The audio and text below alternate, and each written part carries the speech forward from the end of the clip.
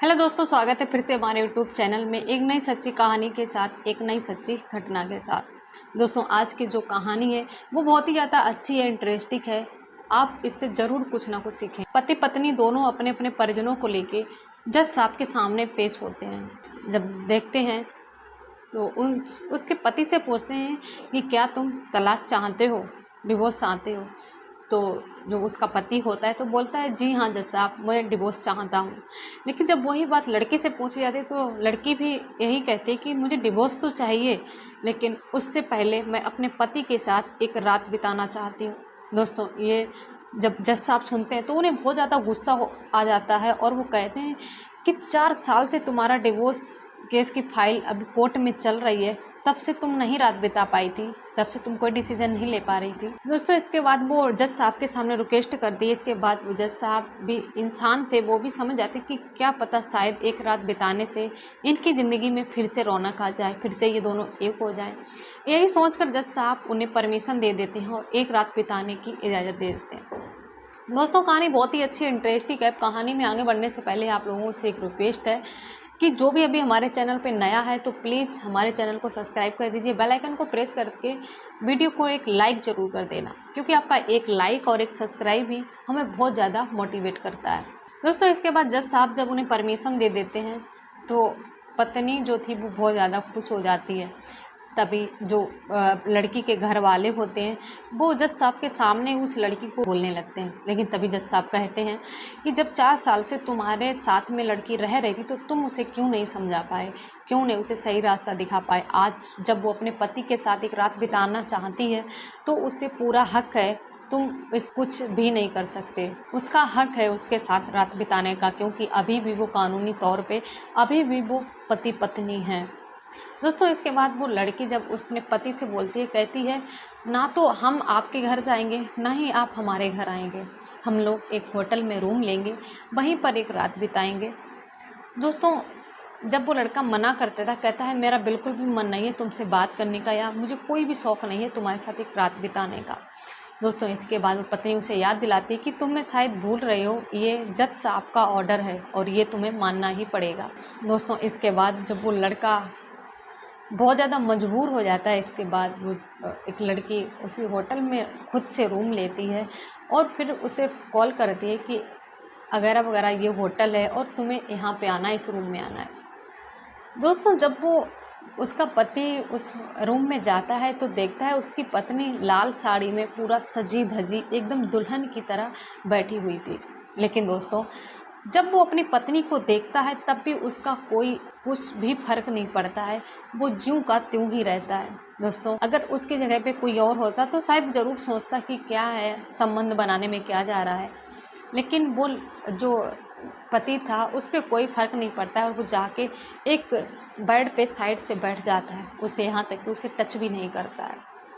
इसके बाद पत्नी कहती है कि हम लोगों का झगड़ा जो हो रहा था वो किस बात पे हो रहा था, ये तो शायद तुम्हें याद ही होगा, और यहाँ तक जो नौबत आई है वो किस बात पे आई है। तभी पति कहता है, हम जब भी तुमसे संबंध बनाने की कोशिश करते थे, जब भी हम तुम्हारे पास जाते थे तो तुम एक ही बात कहती थी कि आदमियों को सिर्फ एक ही चीज़ चाहिए होती है, लड़कों को सिर्फ एक ही चीज़ से मतलब होता है, जब उन्हें मिलना होता है तभी वो प्यारी प्यारी बातें करते हैं, प्यार जताते हैं, हक जताते हैं।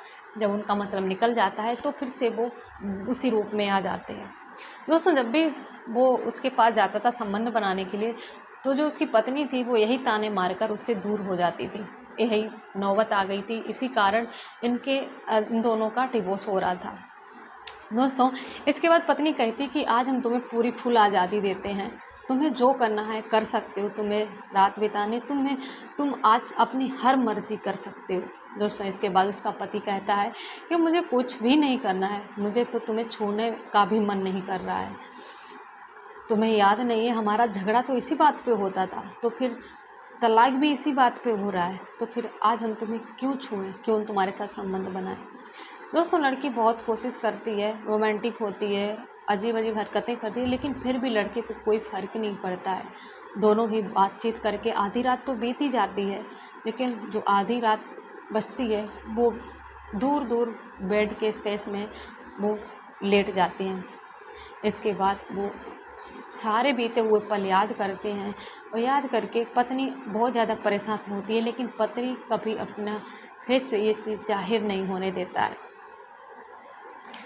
दोस्तों वो अपनी पूरी कहानी, बिछड़ी हुई कहानी याद करते हैं। इसके बाद जब सुबह होती है तो आपने बोला था कि तुम अगले दिन 10 बजे कोर्ट में ज़रूर पेश हो जाना आके, लेकिन तभी जब सुबह होती है पत्नी को एकदम से याद आता है कि उसे कोर्ट में जाना है।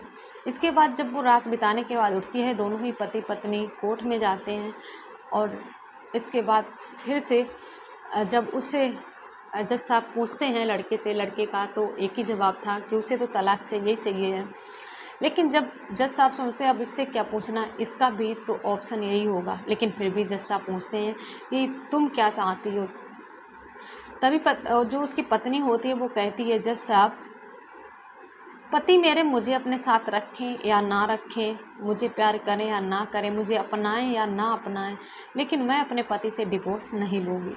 दोस्तों जब ये बात उसका पति सुनता है तो बहुत ज़्यादा परेशान हो जाता है। कहता है पहले तो ये चाहती थी कि डिवोर्स हो, लेकिन अब ये डिवोर्स क्यों नहीं लेना चाहती है।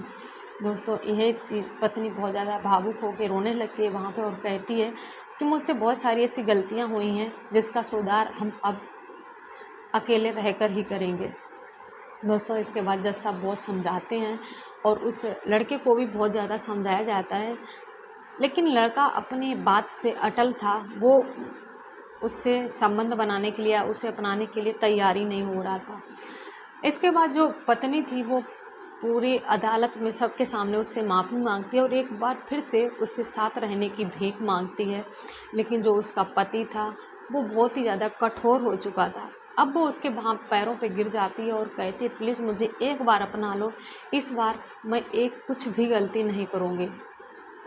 दोस्तों जज साहब का भी यही जब वो उसकी दोनों की बातें सुनते हैं, समझते हैं, तो इसके बाद जो जज साहब होते हैं उन्हें खुद ही अपने ही स्तर से फैसला करना होता है, क्योंकि जज साहब ने कहा था तुम रात बिताने के बाद तुम दोनों ही लोग अपना अपना फ़ैसला ले लेना, जो भी तुम दोनों का फ़ैसला हो।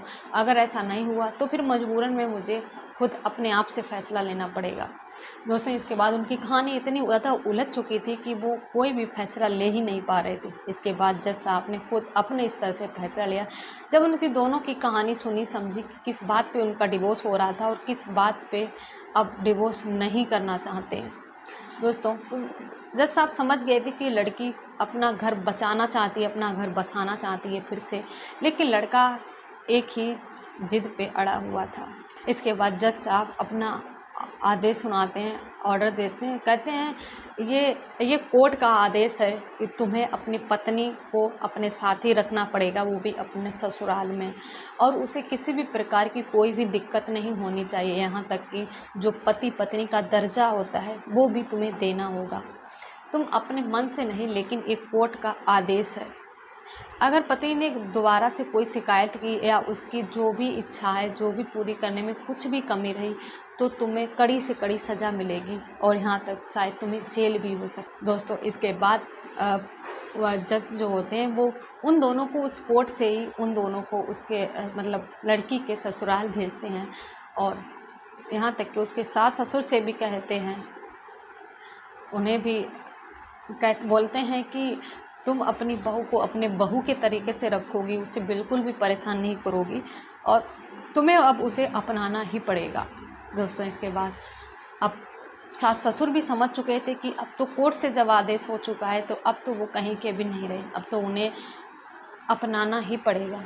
इसके बाद दोस्तों जब वो पति पत्नी दोनों ससुराल आ जाते हैं, मतलब अपने घर आ जाते हैं, इसके बाद जब पहली रात में फिर से वो लड़की सज धज के फिर से अपने पति के पास जाती है। जब पति देखता है तो उसे कस के गले से लगा के फूट फूट के रोने लगता है।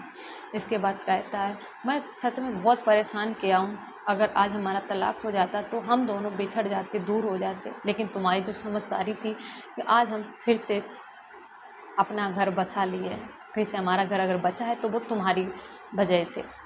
दोस्तों लड़का वाकई में उस लड़की से बहुत प्यार करता था, लेकिन लड़की में कुछ मिसअंडरस्टैंडिंग थी, तो उसे लगता था कि लड़का जब भी पास में उसके आता है तो वो किसी ना किसी रीज़न से ही आता है, लेकिन ऐसा नहीं है, हर लड़के एक से नहीं होते हैं। दोस्तों ये जो पति पत्नी का रिश्ता होता है ये बहुत ही स्पेशल होता है। हम तो यही कहते हैं भाई, जो भी लव मैरिज करे या अरेंज मैरिज करे, जो भी करे, खुश रहे, बस अपना घर परिवार अपने सास ससुर को खुश रखे। छोटी सी तो ज़िंदगी है, उसमें भी लोग लड़ाई झगड़ा करके निकाल देते हैं, इतना बड़े कांड कर देते हैं। दोस्तों इसके बाद अब मियाँ बीवी पूरा परिवार बहुत हंसी खुशी रहता है, वो भी सिर्फ जज साहब की वजह से। दोस्तों कहानी कैसी लगी कमेंट सेक्शन में ज़रूर बताना और वीडियो को ज़्यादा से ज़्यादा लाइक कमेंट शेयर कर देना है, चैनल को सब्सक्राइब जरूर कर देना। इसी के साथ मिलते हैं नेक्स्ट वीडियो में, तब तक के लिए धन्यवाद।